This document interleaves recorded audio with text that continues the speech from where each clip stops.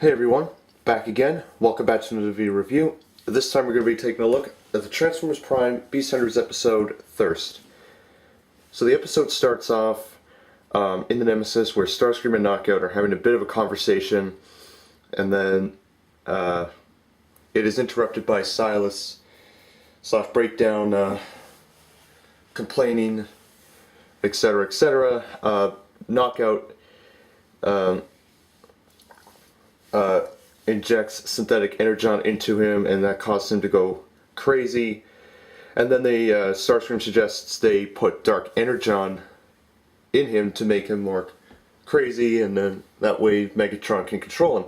So they do that, and pretty much break down Silas, whatever you want to call him, goes nuts, and he pretty much escapes and starts causing a rampage throughout the Nemesis. So Starscream and Knockout decide they must stop him, so they go and they try to find him. They get chased, first of all, and pretty much they pretty much decide not to sound the alarm, because they do, the Megatron will be very upset at them. So what they do is that they try to find any noticeable Vehicons that can help them. So, but unfortunately, along the way, Silas starts infecting the Vehicons with dark energon, reanimating them, becoming Terracons. Of course, this was a theme back in season 1. So pretty much Silas does that, and the Vehicons start attacking. Starscream and Knockout encounter one of them, and they pretty much kill him by pretty much blowing his head off and shooting through his chest. It was kind of funny though in that scene that Knockout pointed out that that the whole horror film kind of quote there, that was kind of funny and quite ludicrous, and very funny in some places. So they take out that Vehicon, and then they encounter more Vehicons. And unfortunately, they get overrun, so they hide, and then they decide to go back out and attack. And then Megatron comes up, and he demands to know what's going on. And Starscream and Knockout pretty much explain their sides of the story. Megatron becomes upset, and as they're finishing the conversation, another infected Vehicon comes up. Megatron asks him to stand down because he doesn't know what the heck's wrong with him, and the Vehicon starts attacking, and Megatron pretty much kills it with his fusion cannon. In the main control room, Megatron orders Knockout and Starscream to go and find Silas / Breakdown and destroy him, and for Soundwave and the Insecticons to go and deal with the other Vehicons. So that's what they do. Silas comes into enters the storage room, and then he senses that there's energon in the stasis pod, but in that stasis pod he turns out to be Arachnid, and Arachnid pretty much awakens from her stasis, which we haven't seen much of her since like midway through season 2, and I was kind of glad to see Arachnid back. It's kind of interesting, they kind of left her out and now she's back. So anyways, she awakens.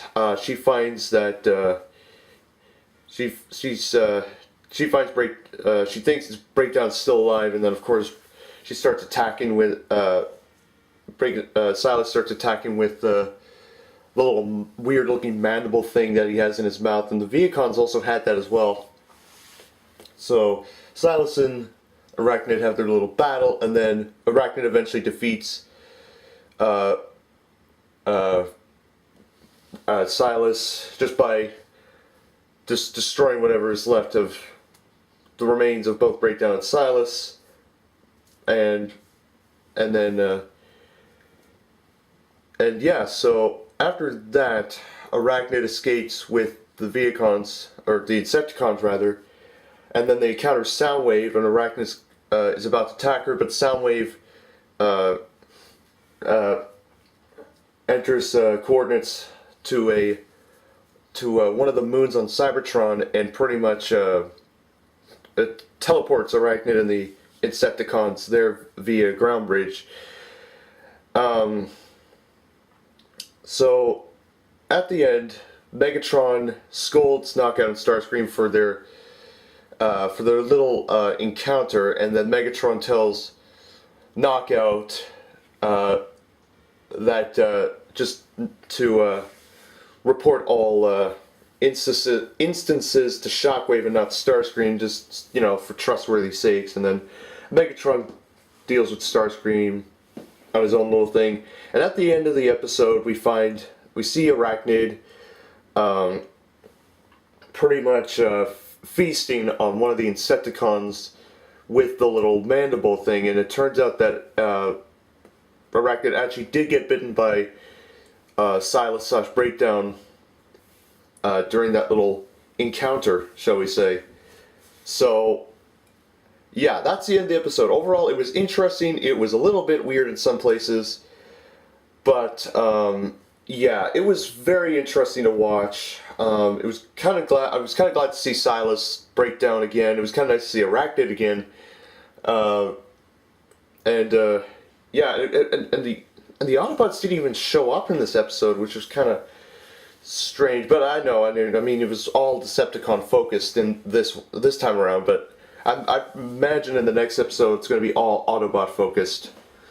But you never know. So yeah, overall, I'd recommend watching this episode. Yes, it's a little weird and it's interesting. Some of the quotes in it are pretty funny, like Knockout's little horror movie quote, and you know, it's so weird, you know, with all these. And it was kind of nice to see the Terracon, you know, the Dark Energon, like back after like its long absence from season 1.